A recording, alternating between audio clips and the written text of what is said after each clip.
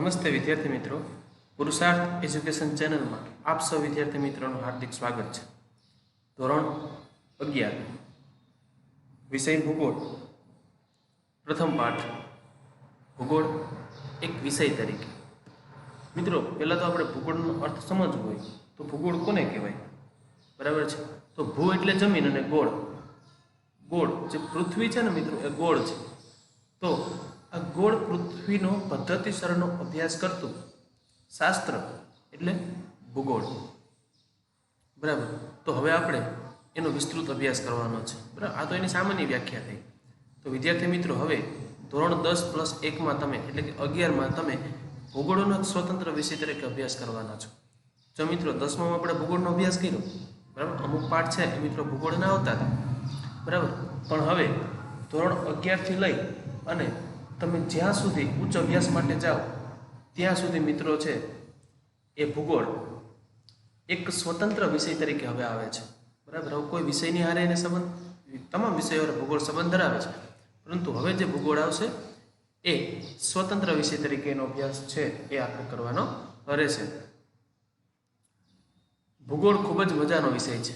બરાબર, ભૂગોળ છે મિત્રો ખૂબ જ મજાનો વિષય છે। જો તમને પ્રકૃતિમાં રસ હોય, જો તમને કુદરતમાં રસ હોય, બરાબર, તો મિત્રો તમને ભૂગોળ વિષય છે એ ખૂબ ગમે। ભૂગોળ અને વિજ્ઞાન વચ્ચે ખૂબ જ ગાઢ અનુબંધ છે। જો ભૂગોળ અને વિજ્ઞાન બેયની વચ્ચે ખૂબ જ ગાઢ અનુબંધ છે, બે ખૂબ જ ગેરો અનુબંધ ધરાવે છે, એટલે કે બેયની વચ્ચે સંબંધ છે। ભૂગોળમાં તમે શું શીખો તો કે પૃથ્વીનું વાતાવરણ, બરાબર, પછી મૃદાવરણ એટલે કે ઘનાવરણ જેના ઉપર આપણે વસવાટ કરીએ છીએ, જમીન, બરાબર, લિથોસ્ફિયર, એને લિથોસ્ફિયર તરીકે ઓળખવામાં આવે છે। પછી સંસાધનો, જે કુદરતે જે કંઈ સંસાધનો મિત્રો આપણને આપ્યા છે એ સંસાધનો, જલાવરણ, જલાવરણમાં મીઠું પાણી અને ખારું પાણી બંનેનો સમાવેશ થાય, એમાં સમુદ્રય આવી જાય અને મીઠા પાણીના તળાવો પણ આવી જાય, બરાબર, સાગર પણ આવી જાય। જે સાગર છે, સાગર, મહાસાગર, ઉપસાગર, જ્યાં પણ પાણી રહેલું છે એ તમામનો સમાવેશ મિત્રો જલાવરણમાં કરવામાં આવે છે। માનવીય પ્રવૃત્તિઓ અને તેના આંતર સંબંધો વિશે જાણકારી મેળવશો। હવે આમાં માનવીની જે પ્રવૃત્તિઓ છે, ભૂગોળમાં રહી અને પૃથ્વી ઉપર રહી અને કુદરત હારે રહી અને જે કંઈ આપણે પ્રવૃત્તિઓ કરીએ છીએ, પ્રવૃત્તિઓ અને તેના આંતર સંબંધો વિશે હવે આપણે મિત્રો અહીં જાણકારી મેળવવાની છે। આપ સૌના મનમાં એક પ્રશ્ન થતો હશે કે ભૂગોળ શા માટે શીખવી જોઈએ? બરાબર, હા, આપણને એક પ્રશ્ન હશે કે શા માટે આપણે ભૂગોળને શીખવી જોઈએ? બરાબર, ખરું ને? તો આજે તમારા પ્રશ્નોના જવાબો શોધવા, સમસ્યાનું સમાધાન કરવા ભૂગોળ વિષયમાં આપણે પ્રવેશ કરીએ। બરાબર, તો ભૂગોળ શું છે? What is geography? બરાબર, ઇંગ્લિશમાં ભૂગોળને મિત્રો જિયોગ્રાફી તરીકે ઓળખવામાં આવે છે। બરાબર, ખૂબ જ મજાનો વિષય છે, ઇન્ટરેસ્ટિંગ વિષય છે। તો અહીંયા મિત્રો આપણે પૃથ્વી મનુષ્ય ઉપરાંત સમગ્ર જીવસૃષ્ટિનું નિવાસસ્થાન છે।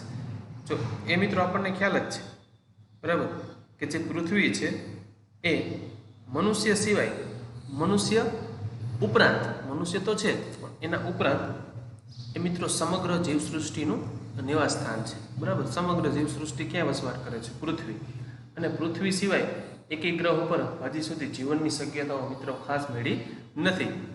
પૃથ્વીનું ભૌતિક સ્વરૂપ સર્વત્ર સમાન નથી। જો પૃથ્વી છે એનું ભૌતિક સ્વરૂપ તમને સર્વત્ર બધી જગ્યાએ સમાન જોવા ન મળે। ક્યાંક મેદાનો છે, ક્યાંક પર્વતો છે, ક્યાંક ડુંગરાળ પ્રદેશ છે, ક્યાંક સપાટ મેદાનો છે, ક્યાંક સમુદ્રો આવેલા છે। જો પૃથ્વી ઉપર પર્વતો, ઉચ્ચ પ્રદેશો, મેદાનો, ખીણો, મહાસાગરો, સાગરો, નદીઓ, વિશાળ વનક્ષેત્રો અને વેરાન રણ પ્રદેશો આવેલા છે। બરાબર, પર્વતોથી મિત્રો તમે પરિચિત હશો, બરાબર, પર્વત, ડુંગર અને ખીણ એ બધેમાં ફેર પાછો, બરાબર છે। પછી ઉચ્ચ પ્રદેશો આવે, બરાબર છે। ઉચ્ચ પ્રદેશો એટલે હાવ સપાટ પણ ન હોય, ક્યાંક ક્યાંક ઉચ્ચ પ્રદેશો થોડોક જમીનથી ઉંચકાયેલો ભાગ, એને મિત્રો ઉચ્ચ પ્રદેશ તરીકે ઓળખવામાં આવે છે। પછી મિત્રો આવે મેદાનો, બરાબર છે। પછી ખીણો આવે, ખીણ એટલે વેલી, જેને ઇંગ્લિશમાં વેલી તરીકે ઓળખવામાં આવે। જે બે જે પર્વતો હોય એ બે પર્વતો વચ્ચેનો જે ભાગ હોય એને મિત્રો ખીણ પ્રદેશ એટલે કે વેલી તરીકે ઓળખવામાં આવે છે। પછી સાગરો છે, મહાસાગરો છે, નદીઓ આવેલી છે, વિશાળ વન ક્ષેત્રો આવેલા છે, જંગલ વિસ્તાર આવેલો છે, પછી વેરાન રણ પ્રદેશ કે જ્યાં કોઈ વસવાટ પણ નથી કરતો અને વૃક્ષો પણ નથી.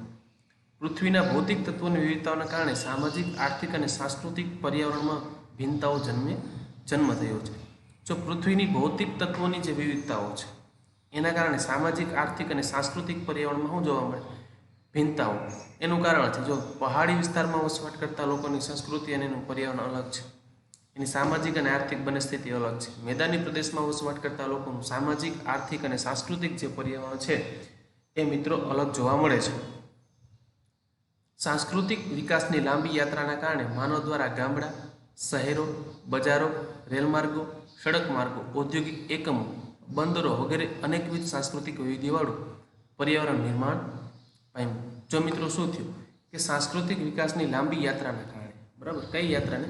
કે સાંસ્કૃતિક વિકાસની લાંબી યાત્રાના કારણે જો મિત્રો આપણે 5000 વર્ષ પહેલાં માનવ સંસ્કૃતિના અવશેષો મળે છે, તો ત્યાંથી લઈ અને આજ દિવસ સુધીની જે યાત્રા છે એમાં માનવ દ્વારા ગામડા, શહેરો, બજારો, રેલમાર્ગો, સડક માર્ગ, ઔદ્યોગિક એકમો, બંદરો વગેરે અનેકવિધ સાંસ્કૃતિક વૈવિધ્યવાળું પર્યાવરણ નિર્માણ પામ્યું છે.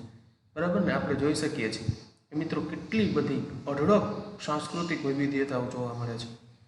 કેટલી બધી જ્ઞાતિઓ, જાતિઓ, રીત રિવાજો, બરાબર છે, કલ્ચર એટલે કે સંસ્કૃતિઓ, બરાબર. કેટલાક પ્રદેશોમાં માનવી પ્રતિકૂળ ભૌગોલિક પરિસ્થિતિને આધીન બન્યો છે. જો કેટલીક પ્રાદેશિક માનવી પ્રતિકૂળ ભૌગોલિક પરિસ્થિતિને આપણે આધીન બન્યા છે કે જે રીતે કુદરત રાખે છે એ રીતે રહેવાનું, એટલે કે આપણે એને જે આપણા માટે અનુકૂળ નથી, એટલે કે જે આપણા માટે અનુકૂળ નથી ને પ્રતિકૂળ કહેવાય છે. બરાબર? એવી જે ભૌગોલિક પરિસ્થિતિને આપણે શું બન્યા મિત્રો? આધીન બન્યા છીએ. તો કોઈ પણ પ્રદેશમાં તેણે પરિસ્થિતિને પોતાના પરિશ્રમ, બુદ્ધિ અને વૈજ્ઞાનિક સંશોધનોથી પોતાને અનુકૂળ બનાવી છે. તો અમુક પ્રદેશો એવા છે કે જે પરિસ્થિતિમાં પોતાનો પરિશ્રમ, મહેનત કરી, પરિશ્રમ, પોતાની બુદ્ધિ અને મિત્રો વૈજ્ઞાનિક સંશોધનોથી પોતાને અનુકૂળ બનાવી લીધી છે. બરાબર? પહાડી વિસ્તાર હોય તો ત્યાં ખેતીની શરૂઆત કરી, આજુબાજુના વિસ્તારો છે તો એનો વિકાસ કર્યો પોતાની બુદ્ધિથી. જે પરિસ્થિતિ મિત્રો આપણા માટે અનુકૂળ નહોતી, એટલે કે પ્રતિકૂળ હતી, તો એવી જગ્યાએ આપણી બુદ્ધિથી આપણે શું કર્યું? એ પરિસ્થિતિને આપણે અનુકૂળ બનાવી લીધી. પૃથ્વી સપાટી પર આવેલા ભૌતિક તત્વો અને માનવીય તત્વોની વિભિન્નતાઓનો અભ્યાસ ભૂગોળ વિષયમાં થાય છે. પૃથ્વી સપાટી પર આવેલા જેટલા કંઈ ભૌતિક તત્વો છે એ ભૌતિક તત્વો અને માનવીય તત્વો, બરાબર, અને એની હારે સંકળાયેલા જે માનવીય તત્વો છે સંકળાયેલા માનવીય તત્વોની જે ભિન્નતાઓ છે એનો અભ્યાસ મિત્રો ક્યાં કરવામાં આવે છે? એનો અભ્યાસ ભૂગોળ વિષયમાં થાય છે. બરાબર? ક્યાં થાય છે? ભૂગોળ વિષયમાં. ભૂગોળ માટે જિયોગ્રાફી શબ્દ સૌપ્રથમ ઈસવીસન પૂર્વની 2જી સદીમાં. જો મિત્રો ભૂગોળ માટે જિયોગ્રાફી શબ્દ કોણે પ્રયોજ્યો હતો? તો ભૂગોળ માટે જિયોગ્રાફી શબ્દ સૌપ્રથમ ઈસવીસન પૂર્વની 2જી સદીમાં. ક્યારે? ઈસવીસન પૂર્વની 2જી સદીમાં ગ્રીક ભૂગોળવિદ. ભૂગોળવિદ ક્યાંનો હતો ભાઈ? કયા દેશનો હતો? ગ્રીકનો હતો. ગ્રીક ભૂગોળવિદ ઇરેટોથિસનીસે પ્રયોજ્યો હતો. લેટિન ભાષામાં જીઓ, અત્યારે આપણે રિલાયન્સનું જે જીઓ આવે એ નહીં, બરાબર, લેટિન ભાષામાં જીઓનો અર્થ પૃથ્વી. બરાબર? જો જીઓનો અર્થ GEO, એનો અર્થ શું થાય? પૃથ્વી. અને ગ્રાફિયા એટલે વર્ણન કરવું. તો ગ્રાફિયાનો મતલબ શું થાય મિત્રો? વર્ણન કરવું. તેથી ભૂગોળ એટલે પૃથ્વીનું વર્ણન કરતું વિજ્ઞાન. એટલા માટે જો ભૂગોળ એટલે શું મિત્રો? ભૂગોળ એટલે પૃથ્વીનું વર્ણન કરનાર વિજ્ઞાન. બરાબર છે? તેથી ભૂગોળ એટલે પૃથ્વીનું વર્ણન કરનાર વિજ્ઞાન. ભૂગોળનો શાબ્દિક અર્થ પૃથ્વીનું વર્ણન એવો થાય છે. જો મિત્રો ભૂગોળનો શાબ્દિક અર્થ શું થાય?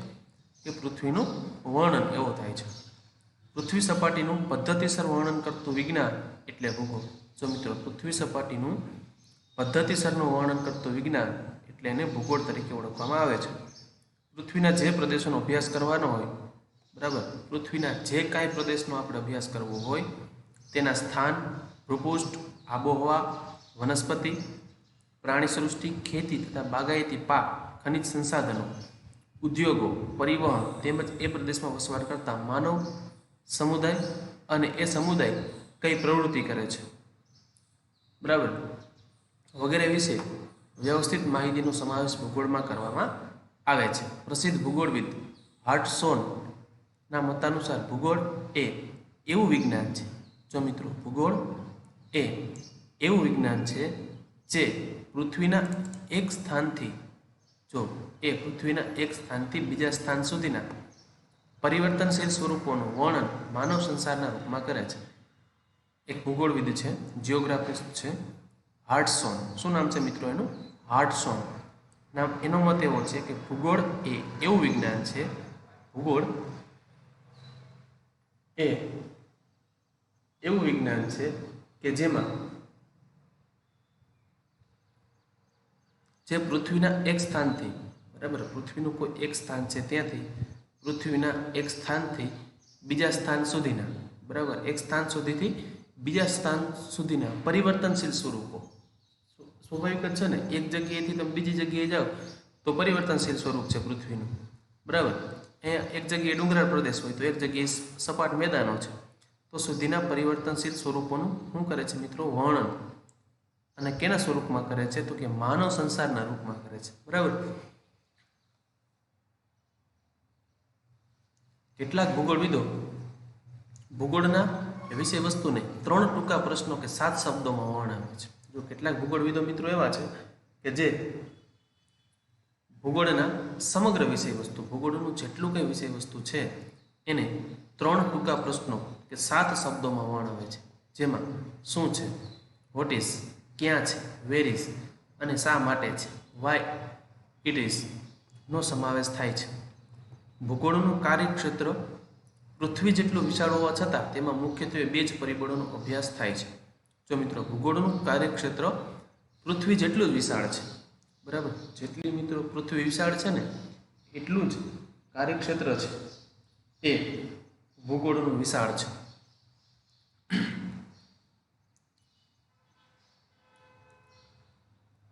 બે જ પરિબળો ક્યાં ક્યાં? તો કે પ્રાકૃતિક તત્વો અને સાંસ્કૃતિક તત્વો. આ બંનેને માનવને કેન્દ્ર સ્થાને રાખી તપાસવામાં આવે છે. ભૂગોળનો જ્યારે અભ્યાસ કરવો હોય ત્યારે 2 તત્વો, જે પ્રાકૃતિક તત્વો, આપણે 10મામાં પ્રાકૃતિક વારસો જોયો હતો, બરાબર, જોયો હતો ને પ્રાકૃતિક વારસો, બરાબર છે, જે કુદરત તરફથી આપણને મળેલો છે એ, એટલે કે પ્રાકૃતિક તત્વો. તો એમાં ખીણ, પહાડો, સમુદ્ર, જમીન, બરાબર, એનો સમાવેશ છે મિત્રો પ્રાકૃતિક તત્વોમાં થાય છે. અને સાંસ્કૃતિક તત્વો, કલ્ચરલ કીધું છે, બરાબર. કેવા તત્વો કીધા છે મિત્રો? તો કે અહીંયા આપણને કીધા છે સાંસ્કૃતિક તત્વો કીધા. કેવા કીધા? સાંસ્કૃતિક તત્વો. તો એમાં ક્યાં ક્યાં તત્વો છે? એમાં મંદિર છે, બરાબર, મહેલો છે, જે બાંધકામ છે, એનો સાંસ્કૃતિક તત્વો મિત્રો આપણે 10મામાં અભ્યાસ કર્યો હતો. આ બંનેને માનવને કેન્દ્ર સ્થાને, આ બંનેમાં કેન્દ્ર સ્થાને કોણ? તો કે માનવ કેન્દ્ર સ્થાને રાખી તપાસવામાં આવે છે. પૃથ્વી પર આકાર લેતી પ્રત્યેક ભૌગોલિક ઘટના કાર્યકારના સંબંધને સમજાવે છે. પૃથ્વી પર આકાર લેતી, પૃથ્વી પર કોઈ પણ ઘટના બને, પછી ભૌગોલિક ઘટના બને ને તો એમાં કાર્યકારના સંબંધને સમજાવે છે, બરાબર. એ ઘટના વચ્ચે પૃથ્વી અને અવકાશ અને કુદરત હારે કાંઈ ને કાંઈ સંબંધ છે એ મિત્રો એમાં રહેલો છે, બરાબર છે. માનવી કાર્યકારના સંબંધના સંદર્ભમાં ભૂગોળને સમજે છે તો જ ભૂગોળનું જ્ઞાન જીવનમાં ઉપયોગી બને છે. કાર્યકારના સંબંધમાં છે એ મિત્રો આપણે ભૂગોળના જ્ઞાનને સમજવાનું છે, તો જ એ જ્ઞાન છે એ આપણા જીવનમાં ઉપયોગી બને છે. ભૂગોળ વિષયનું વિષય વસ્તુ અત્યંત વ્યાપક છે. જો મિત્રો ભૂગોળ વિષયનું વિષય વસ્તુ શું છે?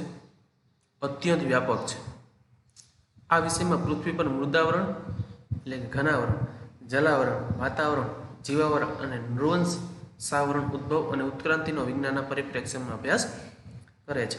માનવીનો ઉદ્ભવ કઈ રીતે? હવે મિત્રો મૃદાવરણ, ઘનાવરણ, જલાવરણ અને વાતાવરણ અને જીવાવરણથી તમે બધા જ પરિચિત છો, બરાબર છે. એક નૃવંશાસ્ત્ર છે, નૃવંશાવરણ છે, એ શબ્દ તમારા માટે નવો હોય તો નૃવંશાવરણ છે એ માનવીની ઉત્પત્તિ ક્યારથી થઈ ત્યારથી આજ દિવસ સુધીની એની જે કાંઈ ક્રિયાઓ, પ્રક્રિયાઓ છે એનો અભ્યાસ જેમાં કરવામાં આવે છે એને નૃવંશાવરણ તરીકે ઓળખવામાં આવે છે. તેથી કહી શકાય કે પૃથ્વીના 5 આવરણોનો વિગતે અભ્યાસ કરતો વિજ્ઞાન એટલે ભૂગોળ. તેથી આપણે મિત્રો એમ કહી શકીએ કે પૃથ્વીના 5 આવરણો, કેટલા આવરણો? 5 આવરણોનો વિગતે અભ્યાસ કરતો. કઈ રીતે અભ્યાસ કરે છે? વિગતે અભ્યાસ કરતું વિજ્ઞાન એટલે ભૂગોળ.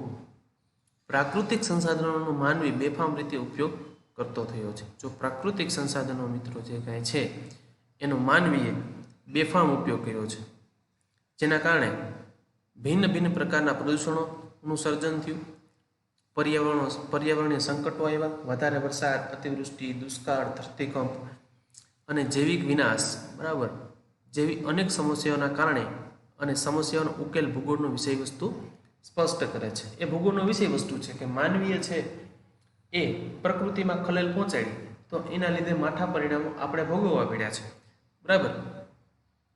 તો એ જે સમસ્યા આવી એ સમસ્યાના કયા કયા કારણો છે અને એ કારણો છે એ જે સમસ્યા છે એનો ઉકેલ કઈ રીતે લાવી શકાય એ ભૂગોળનો વિષય વસ્તુ સ્પષ્ટ કરે છે.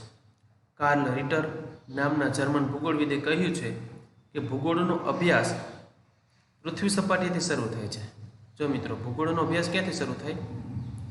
પૃથ્વી સપાટીથી. ક્યાંથી થાય? ભૂગોળનો અભ્યાસ પૃથ્વી સપાટીએથી શરૂ થાય છે. પરંતુ માનવજાત પાસે જેમ જેમ નિરીક્ષણ અને સંશોધનના સાધનો વિકસતા જશે તેમ તેમ ભૂગોળનું કાર્યક્ષેત્ર, બરાબર, જો શું કીધું? પરંતુ માનવજાત પાસે જેમ જેમ નિરીક્ષણ કરવાના અને સંશોધનો કરવાના સાધનો વિકસતા જશે, નવા નવા સાધનો આવતા જશે, તેમ તેમ ભૂગોળનું કાર્યક્ષેત્ર પૃથ્વી સપાટીએથી વધુ ને વધુ ઊંચે, બરાબર, એટલા માટે કીધું નવા નવા નિરીક્ષણના સાધનો આવતા જશે અને સંશોધનના સાધનો વિકસતા જશે, તેમ તેમ ભૂગોળનું જે મિત્રો કાર્યક્ષેત્ર છે એ પૃથ્વી સપાટીથી વધુ ને વધુ ઊંચે, બરાબર, એટલે અવકાશ તરફ, અને વધુ ને વધુ ઊંડે એટલે કે જમીનની નીચેની તરફ છે એ ભૂગોળનું જે જ્ઞાન છે અને ભૂગોળનું જે સંશોધન છે એનો મિત્રો વિસ્તાર થતો જશે.